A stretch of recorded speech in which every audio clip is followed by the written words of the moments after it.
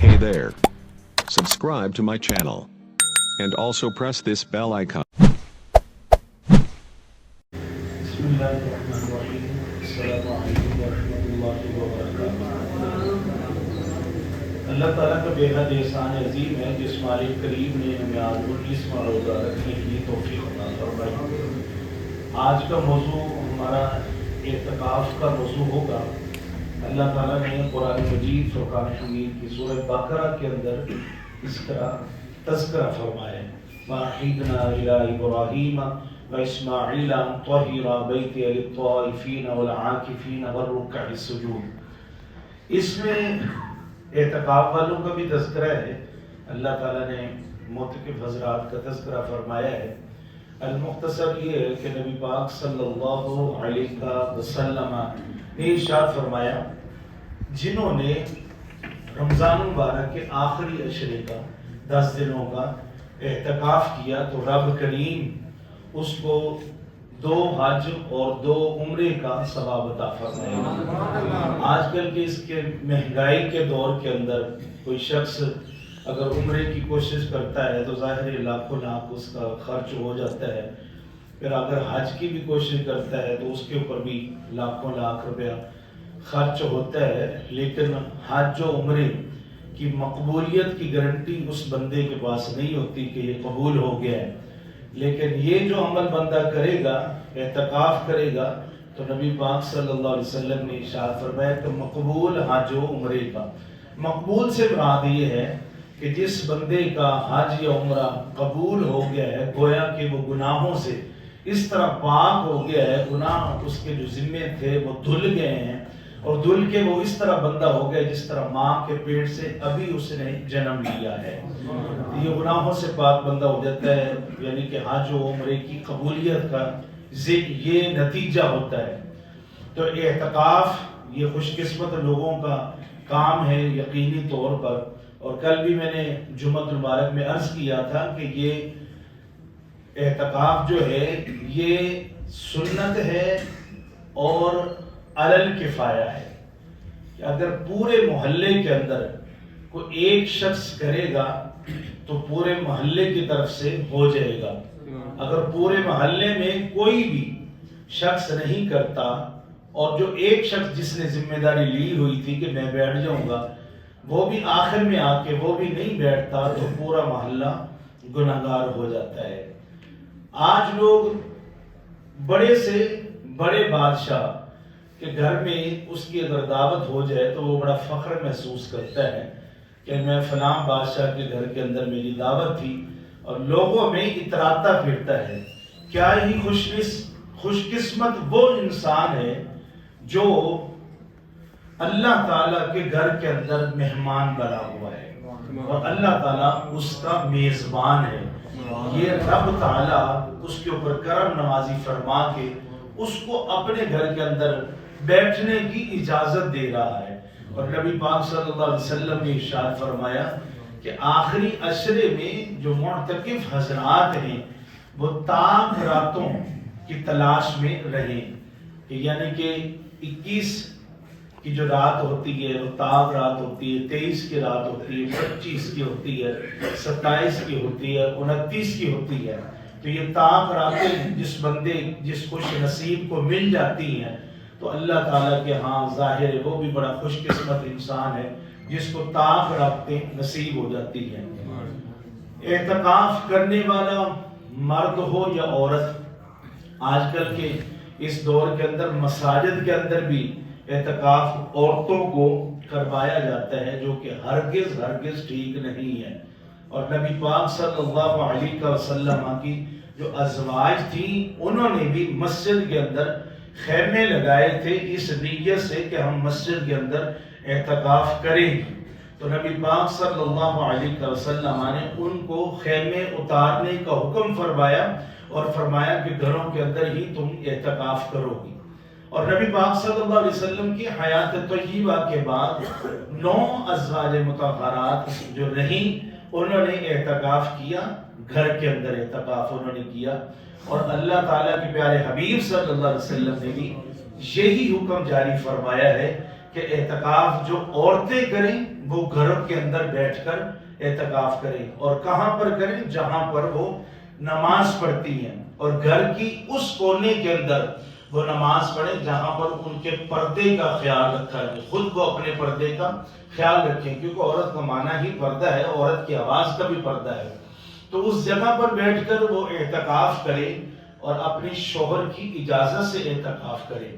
جو گھر کے اندر بیٹھ کر شوہر کی اجازت اس کو چاہیے، تو پھر جو گھر سے باہر جا کر اعتکاف کرتی ہے، کیا اس کو بھی شوہر کی اجازت کی ضرورت؟ ظاہر بہت زیادہ ضرورت ہے کہ وہ یہ عمل کرنے جا رہی ہے، جو کہ عمل اس طریقے سے آج کل کے دور سے ٹھیک نہیں ہے، لیکن پھر بھی وہ اپنے شوہر کو کہہ کہ نکل رہی ہے 10 دنوں کے لیے گھر سے کہ میں جا رہی ہوں۔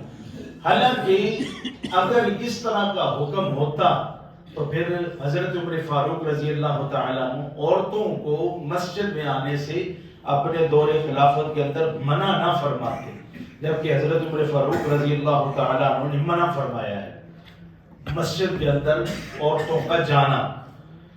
اب اعتکاف کے جو شرعی مسائل ہیں اس میں آپ یہ دیکھیں کہ اگر عورت اعتکاف کر رہی تھی، شرعی چھٹیاں اس کی ہوگی اور اس کا روزہ ٹوٹ گیا، تو ظاہر روزہ ٹوٹے گا تو اعتکاف بھی اس کا ختم ہو گیا ہے، تو بعد میں وہ اعتکاف کا جو ہے بعد میں وہ کفارہ ادا کر دے گی۔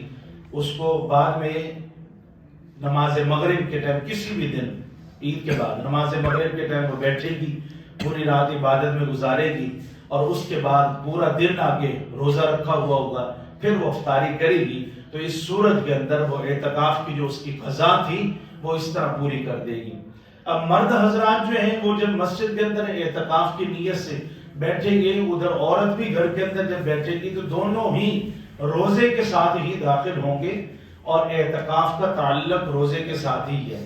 کسی بندے نے اعتکاف کے اندر بیٹھے ہوئے روزہ چھوڑ دیا ہے، گویا کہ اس کا اعتکاف بھی ختم ہو گیا ہے، اور اعتکاف کی حالت کے اندر وہ سارے کام جو گھر سے باہر کرنے کی اجازت تھی کہ وہ کر رہا تھا، اب وہ سارے چھوڑ دے گا۔ کس طرح کی اجازت تھی؟ میاں بیوی کے معاملات کی اجازت اس کو تھی، پھر ایسے معاملات کلی گپ شپ کی اس کو اجازت تھی، اب مسجد کے اندر اس کو گپ شپ کی اجازت نہیں ہے۔ سگریٹ پی رہا تھا، اس کو اجازت تھی، مسجد کے اندر آیا اجازت نہیں ہے اس کو۔ کئی ایسے معاملات، گھر کے باہر اس کو رشتہ داروں عزیز و قربا سے ملنے کی اجازت تھی، یہاں پر اب اجازت ہے تو بڑی محدود طریقے سے اجازت ہے۔ اس طرح وہ گپ شپ اور ڈسکس نہیں کر سکتا جس طرح باہر کاروبار کی صورت، کاروبار کے معاملات کے اندر وہ ڈسکس کر رہا تھا۔ اب اعتکاف کی حالت میں اس کو ساری چیزوں سے پرہیز اور گریز کرنا ہے، ٹھیک ہے، گریز کرنا ہے، پرہیز ان چیزوں سے کرنا ہے جو باہر اجازت تھی، گریز ان چیزوں سے کرنا ہے، زیادہ گپ شپ نہیں لگانی، اور اللہ تعالیٰ کے گھر کے اندر بیٹھ کر فقط اللہ تعالیٰ سے یاری پکی کرنے کا سوچنا ہے کہ میں نے اللہ تعالیٰ سے یہ 10 دنوں میں جو اللہ تعالیٰ سے رشتہ اتنا میں نے پکا کرنا ہے کہ چاند رات کو جب شیطان کھلے تو شیطان سے جو ہے نا میرا آمنا سامنا ہو، تو شیطان بڑا زیادہ کہے کہ جایا جی مینوں پچھان دے جی، مہینہ پہلے ہی میں تہاڈے کول گیا، تو وہ بندہ کہے کہ نہیں میں نہیں تینوں جاننا، ٹھیک ہے، میری اب یاری جو ہے وہ اللہ سے ہو گئی ہے، ٹھیک ہے، اس لیے اب میرا تیرا تعلق ہی ختم ہو گیا۔ اور یوں حساب لگا لیں کہ ایک بندے کے ساتھ بڑی پرانی بندے کی یاری ہو، اور ایک دم بندہ سامنے آ جائے، مہینے کے بعد ہی آ جائے، تو وہ ایک دم سامنے آئے تو اور وہ بندہ اس کو کہے کہ میں تو نہیں جانتا، وہ بندہ بار بار اس کو یاد کرانے کی کوشش کرے پہلے میں تو بالکل ہی نہیں جانتا، تو سوچیں کہ جس کو یہ کہہ رہا ہے اس کے اوپر کیا گزرے گی، اس کو تکلیف ہوگی کہ یار اچھا بلا تو یہ جانتا تھا، مہینے کے بعد کہتا ہے میں جانتا ہی نہیں ہوں۔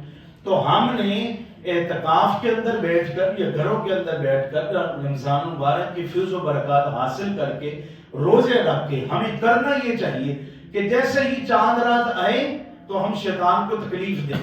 کس بات کی تکلیف دیں؟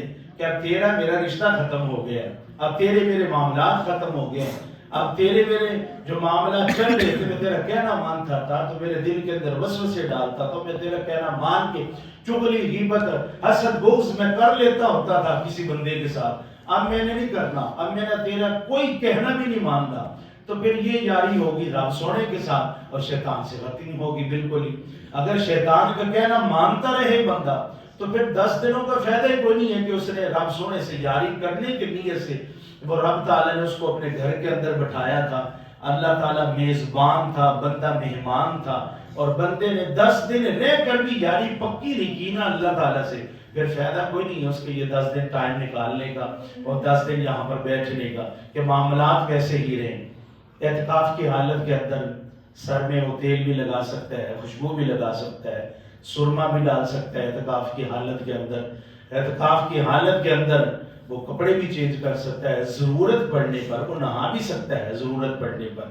تو اللہ تعالیٰ ہمیں اعتکاف کے معنی سمجھ کے کہ اعتکاف کا معنی کیا ہے, اعتکاف کا مقصد کیا ہے, سمجھ کے پھر رب سونا وہ اپنے نیکوکار بندوں کی صفوں کے اندر ہمیں شامل فرما دے اور ہم اعتکاف کر لیں. اور ہماری خوش قسمتی کیا ہی ہو کہ جب ایسا ہو جائے کہ ہم مکہ مکرمہ اور مدینہ منورہ میں اعتکاف کر لیں.